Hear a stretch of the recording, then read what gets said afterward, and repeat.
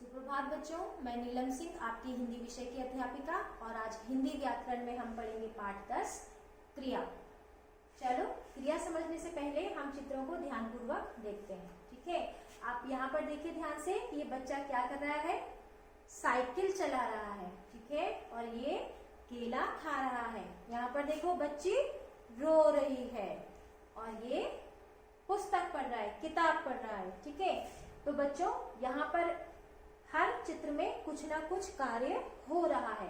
Ram cycle चला रहा है, बच्चा केला खा रहा है, ये बच्ची रो रही है और छात्र पुस्तक पढ़ रहा है। ठीक है, तो हम कह सकते हैं कि ये सारे के सारे कुछ ना कुछ कार्य कर रहे हैं। तो हम कह सकते हैं जो शब्द किसी काम के करने या होने का बोध कराता है उसे हम क्रिया कहते हैं। क्रिया बच्चों काम का करना अर्थात किसी काम को करना या उसका होना। बच्चों सारा दिन कुछ ना कुछ करते रहते हैं। जैसे आप सुबह उठ जागते हो, फिर बिस्तर से उठते हो, नहाते हो, नाश्ता खाते हो। ठीक है, फिर आप पढ़ाई करते हो, लिखाई करते हो, आप लड़ाई झगड़ा भी करते हो, खेलते कूदते हो, फिर आप रात को सो जाते हो। तो ऐसा दिन का कोई ऐसा समय नहीं होता कि जब हम कोई क्रिया ना कर रहे हो। हम सारा दिन कुछ ना कुछ क्रिया करते रहते हैं। जैसे आपने यहाँ पे भी देखा, अभी भी आप देखिए मैं क्या कर रही हूँ, मैं बोल रही हूँ।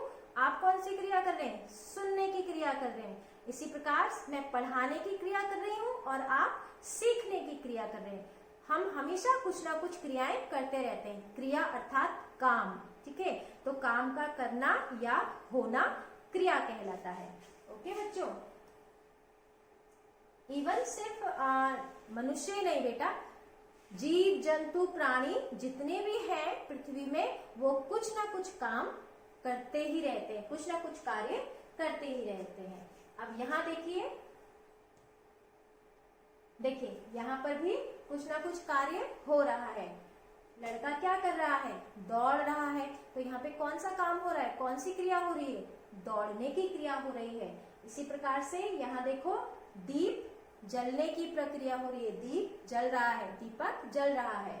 ठीक है, यहाँ पे लड़का क्या कर रहा है, पी रहा है, वो पानी पी रहा है। तो यहाँ पर पीने का काम हो रहा है। इसी प्रकार यहाँ पर खाने का काम हो रहा है। ठीक है बच्चों, यहाँ पर खाने का काम हो रहा है। अच्छा, इससे अलावा ये बहुत इंपॉर्टेंट चीज है, ध्यान से देखिए। एक वचन या बहुवचन दोनों ही प्रकार के शब्दों में क्रिया होती है। ठीक है, उदाहरण देखो, बच्चा लिख रहा है। ठीक है, बच्चा लिख रहा है।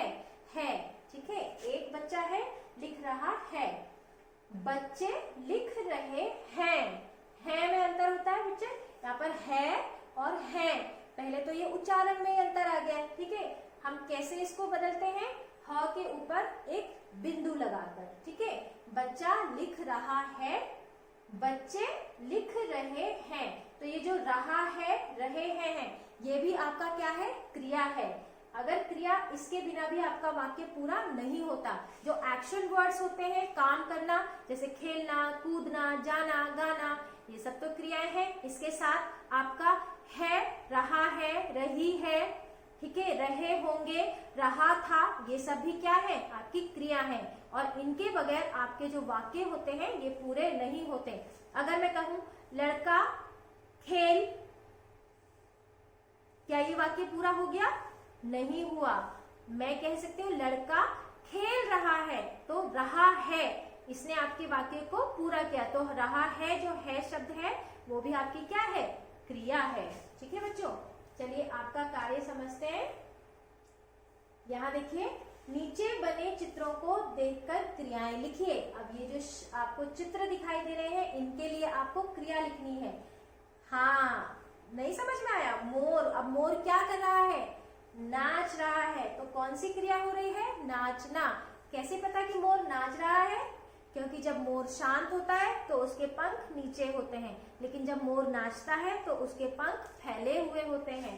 तो मोर कौन सी क्रिया कर रहा है, नाचने की। तो यहाँ पर क्रिया क्या है, नाचना। इसी प्रकार से यहाँ देखो बच्चा क्या कर रहा है, खेल रहा है। तो कौन सी क्रिया है, खेलना। भाग रहा है, क्रिया का नाम होगा भागना। ये देखो सो रहे हैं ना, तो कौन सी क्रिया है, सोना। खेलना, ठीक है, या उछलना, कूदना, यहाँ पर पढ़ना। तो ये आपको यहाँ पर क्रियाएं लिखनी है। चित्रों को ध्यानपूर्वक देखकर ये क्या कर रही है, पूजा करना, ठीक है। और ये हाँ सब्जी काटना, काटना कौन सी क्रिया है, सॉरी काटना क्रिया है, ठीक है। यहाँ देखिए निम्नलिखित वाक्यों में क्रिया का उचित रूप भरिए। अध्यापक छात्रों को पाठ, अब आपकी जो क्रिया शब्द है वो है पढ़ाना, लेकिन पढ़ाना को आप किस रूप में लिखेंगे, आप पढ़ाना तो नहीं लिख सकते, ये तो वाक्य सही नहीं बनेगा। अध्यापक छात्रों को पाठ पढ़ाना, तो क्या ये सही बना, नहीं। तो इन क्रियाओं का आपको सही रूप बनाकर यहाँ पर वाक्य पूरे करने हैं। अध्यापक छात्रों को पाठ पढ़ा रहा है, पढ़ा रहा है, तो ये पूरा आपका क्या होगा, क्रिया होगी, पढ़ा रहा है। इसी प्रकार से आप ये बाकी को भी करेंगे। तीसरा पॉइंट देखिए, आप प्रतिदिन कौन कौन से काम करते हैं, लिखनी, आपको यहाँ पर लिखने हैं।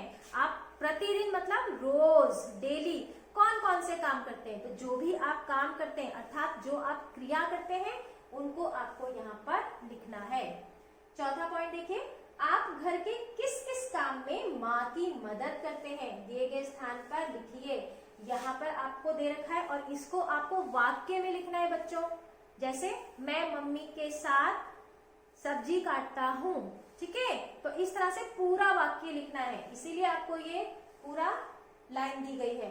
तो आप कोई भी 4 काम लिखेंगे जो आप अपनी मम्मी को मदद करने के लिए करते हैं। बच्चों फिर से आपको समझाऊंगी कि बार बार प्रैक्टिस से ही हम किसी चीज को अच्छी तरह से सीख सकते हैं। और इस समय बच्चों का सबसे इम्पोर्टेंट काम क्या होता है, पढ़ाई करना और किसी भी नए विषय को अच्छे से सीखना।